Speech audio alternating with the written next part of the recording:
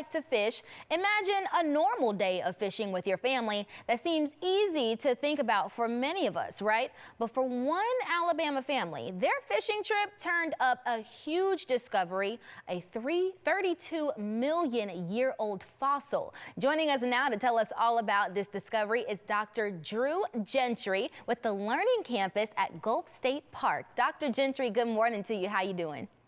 Good morning. I'm doing great. How are you? I am wonderful. This seems like a really exciting story. But first, please tell us about who discovered the fossil. We have to know. It is a fantastic discovery. Even in the long line of great Alabama fossil discoveries, this one is right at the top of the list.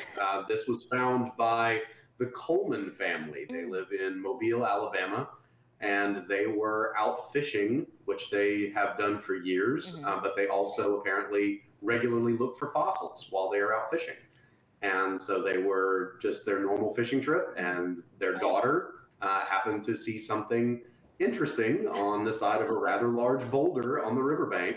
And it turned out to be one of the most incredible fossils that's been found in South Alabama for a very, very long time. Oh my gosh. And I'm excited to dive into that as well, because after the fossil was discovered, I can imagine it was big. They had to get it onto a boat. And after it was discovered, who did the scientific study on it? So the recovery was a really, really long and lengthy process because it was attached to this boulder that was about, you can see in that video, it's about the size of an SUV, the boulder that it was attached to. So we actually had to remove a smaller section of the boulder in order to recover the part containing the turtle shell. So it's a almost fully intact leatherback sea turtle shell, which is incredibly rare, which is one of the reasons we had to recover it. But it took a team of about a dozen people.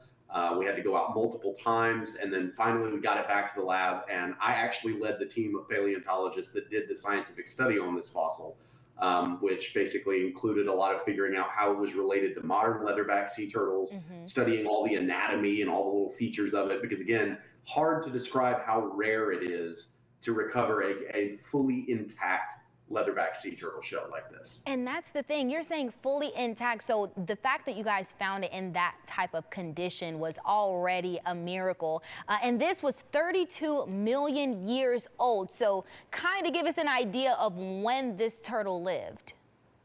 So it lived during a period of time called the Oligocene, and it was a pretty interesting period of time because the planet was going through a pretty significant shift in climate. We were coming out of a relatively tropical environment during a period of time known as the Eocene. We're coming out of the Eocene epoch into the Oligocene, and it transitioned from a tropical climate to a much colder ice age. And so we got into that periodic cycle of glaciation and interglacial periods. And so we were in an ice age at the point when this animal would have been alive. So everything was changing, and we know very little about what the environment in Alabama was really like during the Oligocene. And so this fossil really helps sort of fill in the gaps and tell that story in a more complete way. Wow. Can you fill us in on some of those details? Like, what did you learn about the state of Alabama when studying this fossil? Sure. Well, we learned a lot about leatherbacks. We learned a ton about leatherback sea turtles because, again, it's so rare to find an intact shell like this. And the reason is the way leatherback shells are put together. So we've all seen normal turtle shells, and they're made up of these big flat bones that all lock together to create the shell. Leatherbacks are totally different. Their shell is made up of all these hundreds of tiny little irregularly shaped bones called ossicles. And it creates like a tile mosaic almost. And the shell is completely different from every other turtle that's ever been known. And usually what happens is that they fossilize and you get the little pieces. You don't get the whole shell. That mosaic falls apart. And so we rarely ever get the whole thing. And being able to have an entire shell like that meant we could compare it to all of the other fossil leatherbacks that have ever been found. And we found out that there's actually been 2 groups of leatherback sea turtles. We didn't know that previously. So we've got the ones that are alive today are part of a separate group. This is part of a group of leatherback sea turtles that did not have ridges along their shell that went extinct millions of years ago. And we don't know why they went extinct.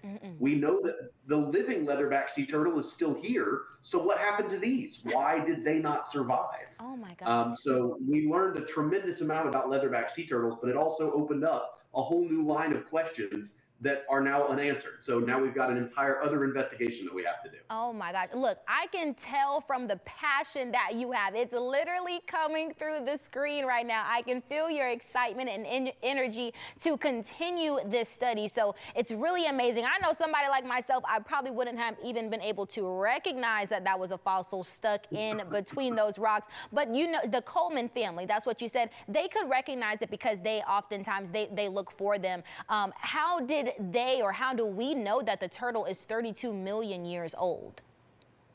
So that is also another very lengthy process, and it's one of these things that a lot of people think that we use carbon dating for fossils, and we don't. There's a lot of misconception out there that carbon dating is involved in fossils, and it's not.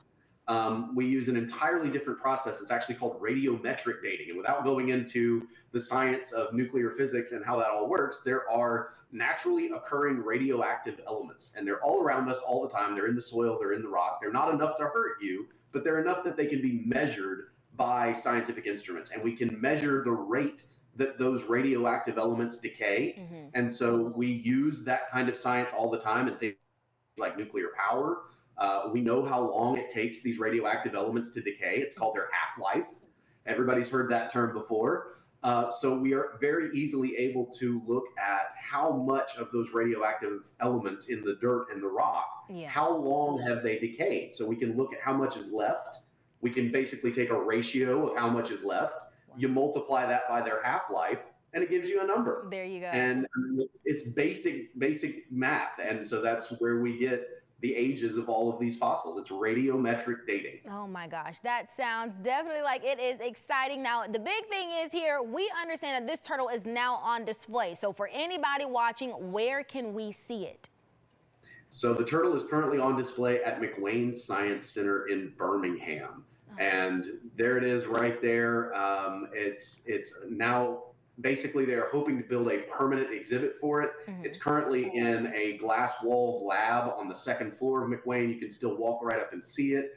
The director of collections there, who was also one of the co-authors on the study and assisted in the excavation, June Ebersole, has done a great job of creating some signage and some graphics there for the turtle shell that tell everybody all about it, including the name, which is one of the best parts.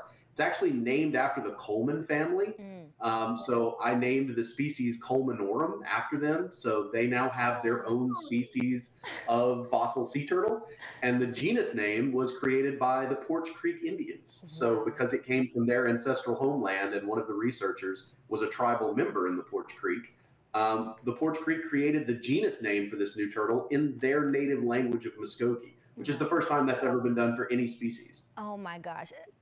Look, I'm full of information, and definitely thank you so much for taking the time, Dr. Gentry. We really appreciate it. Look, you guys, you want to see this fossil up close and in person, we've got the link for you to learn more. It's all on that QR code on your screen and on our As Seen on Day to Day page. Dr. Gentry, thank you so much for this treat. We appreciate you for joining us this morning.